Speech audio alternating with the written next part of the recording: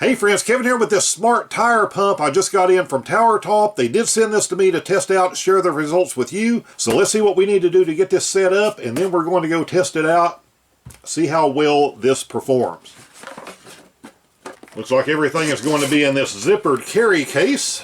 Main unit on one side, accessories in this pouch on the other side. Does come with a little instruction manual with pictures. So here is the main unit. Tire adapter will screw into the top. On the bottom will be a charging port. Will also be an output port in case you need to in an emergency use this kind of as a battery pack so you can charge your cell phone. Over on the accessory side, standard USB cable. This is going to be our tire cable. It is the clamp-on type.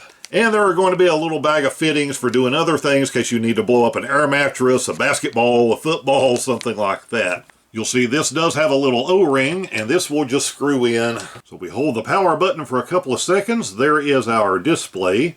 So over here you are going to have a mode button. You'll see this number change, and that gets you where you need to be, or at least pretty close, depending on what you're trying to do.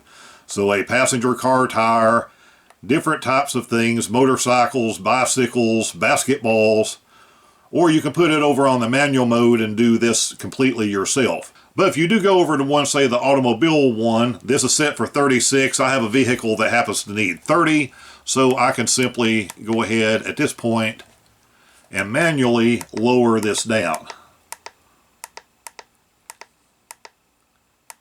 and get this exactly where I need it to go, down and up. Very simple. There is a button on here for the light. See, we can turn it off, we can turn it on, we can get it into a flashing emergency mode or two. So again, very simple. This does have some weight to it, so I think this is going to have a larger battery in it than I was expecting. But the only thing I care about, and probably that you care about, it's not how it looks, it's how well it performs. So let's go find out. 12 pounds of air in this tire. We need to get to 34. We're going to find out how long that takes.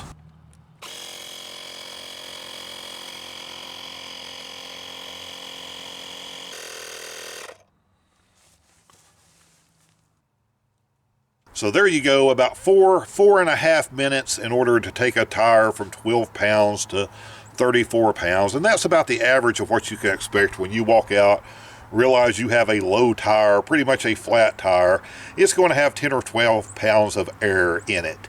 And you're going to need to get back up into that low 30s range on a passenger car, minivan, something like that. So I've done the big inflation on this tire. I've topped off 3 other tires on this, 4 other tires on another vehicle, and we still have a pretty good charge left in this thing. I'm really impressed this is not very hot, because several brands of these I've used, these things are scalding after they run for 2 or 3 minutes, and this is very well ventilated.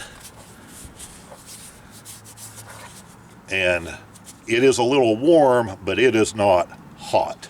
But for passenger car tires, small truck tires, this is going to be absolutely fine. Of course, it's going to easily be able to handle motorcycles, bicycles, and just other little inflatables around that you need something so you don't have to huff and puff to blow up children's toys, things like that. So a lot of uses, very solid, well made.